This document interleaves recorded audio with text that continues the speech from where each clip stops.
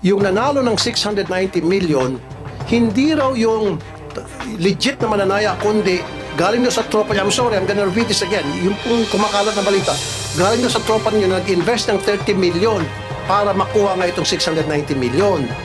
Quick na Senator Coco. Okay, etong picture na ito, very controversial ito ngayon sa social media. Edited daw ito. Yes, Your Honor. So, ibig sabihin, so inamin nyo, inedit to, pinalitan yung clothing. Opo.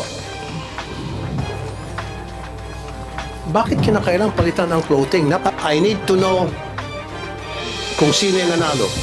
Kasi nga po, merong mga balita na karating sa amin na katropa nyo na po yung nanalo. Kailangan ko yung pangalan, identity, nung nanalo. Especially sa Iloto Plus siya nanalo. Kasi meron pong balita, 30 million na po ang ininvest ng tropa ninyo para manalo doon sa 690 million na yan. Kung kinakailan mag-hire ako ng private detective para masiguro na hindi connected sa tropa ninyo itong nanalo. Kapag halimbawa, after mag-hire ako ng private detective at na-trace na talagang, lumitaw na talaga hindi galing sa inyo, then sasabihin ko rito. Pero pag lumitaw, sa ginawang investigasyon, I might even use the NBI, DICT, private detectives, CIDG, lahat ng mga agencies ng gobyerno para gumawa ng cross-checking, LTO, PSA, kung connected ba o hindi, or SEC, connected ba o hindi sa mga kasamahan nyo dyan sa PCSO, itong nanalo. I would like to acknowledge the presence of the Minority Leader, Senator Coco Pimentel. Senator Coco, good afternoon to you, sir. Thank you for coming. Thank you, Mr. Chairman, for inviting me and for calling this hearing. Kanina pa kami nagkaroon ng discussion dito. So, would you like to make an opening statement, Senator Coco? Well, wala naman, Mr. Chairman, except that as a mathematician, I'm interested at looking at the rate of success in hitting the lotto jackpots, Mr. Chairman. And I will compare it with some other systems in some other countries, Mr. President. Oh yeah. Anyway, nabuksan na rin lang yan. Meron pong nanalong isang tao sa 600, I think the other day, 680 something million. Okay. Ang tanong ko po, yan ba sa online nanalo o yung sa betting station? Over the counter po yan, yung sa traditional betting station. No. This is yung una, yung 640. Kayo naman. Relax lang. Kagabi yung Iloto. Hindi, sa Iloto ba ito? Yung sa 600 something million? Relax lang. Easy. We'll get there. Hindi, sa Iloto ba ito o yung sa Lotto Agent Station? Last night po, Mr. Chair, it was 698 million ang pinatinamaan po. Kaya nga po, yung tumama na yon, saan po siya bumili ng ticket? Sa Iloto po. Sa Iloto. Good. Now, sa executive session, I need to know kung sino yung nanalo. Kasi nga po, merong mga balita na karating sa amin na katropa nyo na po yung nanalo. Totoo yan. Kaya ako na-brought up yan kasi inopen up ni Senator Coco yung tungkol sa mga pagpanalo-panalo na yan. So, mamaya mag-executive session tayo para masiguro na talagang hindi po katropa ninyo. Kasi yun po yung kumakalat na balita ngayon na hindi ko pinakinggan. Remember, hindi ko tinalaka yan until sa dumating si Senator Coco. So, kailangan ko yung pangalan, identity nung nanalo. Especially sa Iloto Plus siya nanalo. Kasi meron pong balita, 30 million na po ang ininvest ng tropa ninyo para manalo doon sa 690 million na yan. Tumatango si Ma'am Javier. Pero yan po ay, syempre yan po yung sabi-sabi nila. Para maalis yung sabi-sabi na yan, mamaya po sa executive session, gusto ko malaman yung identity ng taong yan para makagawa kami ng mga research. Kung kinakailan mag-hire ako ng private detective para masiguro na hindi connected sa tropa ninyo itong nanalo. Kapag halimbawa, after mag-hire ako ng private detective at na-trace na talagang, lumitaw na talaga hindi galing sa inyo, then sasabihin ko rito. na yung ay chismis lamang, walang katotohanan. Pero pag lumitaw sa ginawang investigasyon, I might even use the NBI, DICT, private detectives, CIDG, lahat ng mga agencies ng gobyerno para gumawa ng cross-checking, LTO, PSA, kung connected ba o hindi, or SEC, connected ba o hindi sa mga kasamahan nyo dyan sa PCSO, itong nanalo. So mamaya sa executive session, Senator Coco. Maganda po itong bill ninyo, Mr. Chairman, na na-file ninyo. Well, at any rate, Mr. Chairman, ilan na ba itong lotto games na authorized by the PCSO? We have the big ones. The big ones. We have The jackpot games we are have the 5, Mr. Chair. 5. We have the 642, the 645, the 649, 655, and then the 658.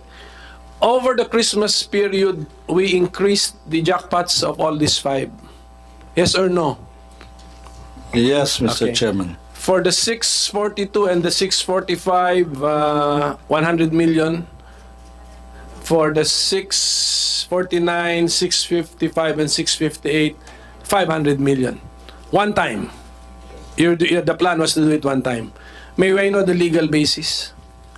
We are allowed to, we have a prize fund, Your Honor, prize fund reserve, and we are allowed to use this to spur the sales para magawin natin exciting and inviting yung game.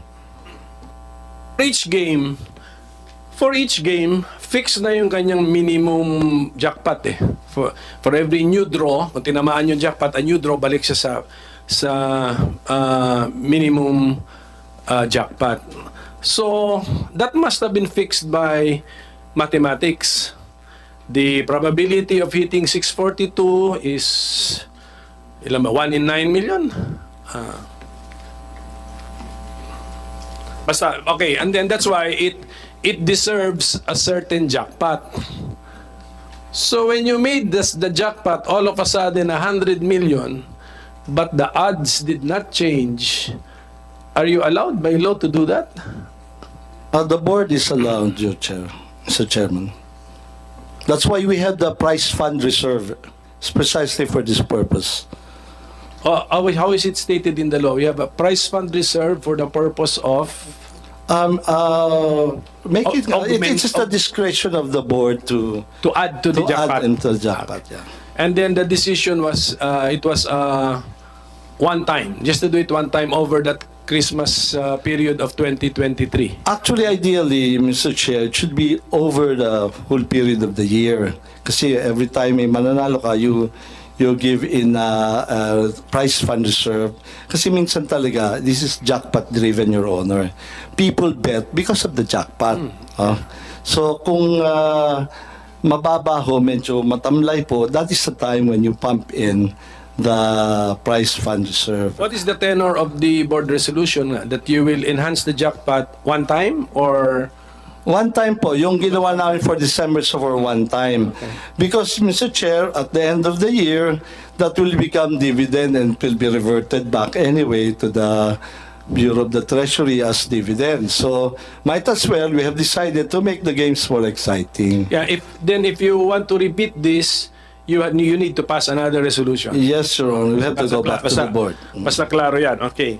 And then for the information of the public, yung mga increased jackpots po natin na 100, 100, 500, 500, 500, so a total of 1.7 billion pesos, tinamaan na po lahat. Yes, Your Honor. Okay. In less than a month. Within a month, Your Honor. Yes, within a month. Opo. Okay, so we're stating facts, Mr. Chairman. Facts lang ito. Yun nga, Senator Coco, nakakapagtaka nga. Marami nagtataka, siyempre, especially yung mga mananaya na ang bilis na manalo ngayon sa PCSO, especially na the fact na hindi naman pwedeng sabihin kung sino yung mga nanalo, pwede naman nila itago. Plus, pagdating po dun sa online, sila naman may control ng computer system na yan. So, madali na nilang i-hocus-pocus. Yun po yung sinasabing hinaing na marami mga mananaya. So, I think the PCSO is at liberty to reveal to us na yung in-increase na po yung mga jackpots, in all those games, available na yung online betting. Yes, Your Honor. Kaya, meaning to say, when si 642, all of, ang minimum niyan, and what's the usual minimum ni 642? Or maximum jackpot pala? 5.9. Minimum ba? 5.9 po, Mr. Chair. Bakit talanganin? Hindi, yung published. Singit lang. Yes. Okay. Yung sabi niyo this December, tinamaan yung 642, 649, 645, 655. Are these all from Iloto? Hindi po, last night lang po yung iloto. Ilan po yung tumama sa Iloto out of this 1, 2, Isa lang po yung kagabi lang po. kagabi lang? Okay. What game? What game yun? Yung kagabi? 6:55. 655. 600 million kasi yun, Senator Coco. Quick na lang, Senator Coco. Okay. Etong picture na ito, very controversial ito ngayon sa social media. Edited daw ito. Yes, Your Honor. Edited. Bakit kailangan i-edit? We have to protect the identity of the winner. Meron po nagreklamo sa amin one time, we covered the face, yung damit naman po ay nakilala. So, nagreklamo siya, sana naman daw po, wag ipakita naman po yung damit. So, yan po ang reason niyan, and I agree, it's a very poor editing, pero the objective is to conceal the clothing na ma-identify sa kanya. So, ibig sabihin, so inamin nyo, inedit to, pinalitan yung clothing. Opo. Bakit kinakailangan palitan ang clothing? Again, part po yan ng pag-conceal kasi na-identify po yung damit. For example, kung at that day, yung mga kapitbahay po uy, yun yung suot niya, ganyan. Or kung nakapag-selfie siya, meron yung pong nagreklamo sa amin, favorite clothes daw kasi, kaya nalaman siya. So, Your Honor, it's, if there is something to apologize, it's the poor editing. But I think it has served its purpose of concealing the identity, Your Honor. So, at least inamin nyo, ayan, marami kasi mga nagtatanong, nagsabi, purang pagka-edit. I'm So, sorry, inamin nyo, we're not very good at editing the clothes. Pero yung tao hindi edited. Hindi po, totoo po Tunay na yan. tao to. Tunay na tao po yan. Okay. So, kaya sabi ko mamaya sa executive session, gusto ko malaman niya, identity nitong taon to, pati yung nanalo sa 690 million. Actually, Make sure na lahat talaga po tao. on record yan, kung isusumpinan niyo po, we can provide the names. No, sa executive session, pwede naman siguro yan. Am I right, Senator Coco? Can we do that? On executive session? Yes, Mr. Chairman, let's make it a strictly executive session. Yes. Na, given on the part of the Senate, limitado yung mag-a-attend at saka identified natin. And then, of course, kami, liability na namin yung kami pang source ng leakage. So. Like I said, Mr. Robles, kasi nga po, may clamor na malaman yung katotohanan. Kasi marami sa mga mananay nagsasabi, yung nanalo ng 690 million, hindi raw yung legit na mananaya, kundi galing daw sa tropa niya. I'm sorry, I'm gonna repeat this again. Yung pong kumakalat na balita, galing daw sa tropa niyo, nag-invest ng 30 million para makuha nga itong 690 million. Para maalis na po yung haka-haka na yan, gusto po namin makita kung talagang totoong tao yon. And then gagawa nga ako ng cross-checking. Sinabi ko na kanina, I'm gonna use the NBI, the ICT, if I have to hire a private detective, para magkaroon ng cross-checking kung yun ba related sa inyo. Hindi. Pag lumitaw na hindi, sabihin ko rito na hindi related talagang legit winner yan. You agree, sir? Very good.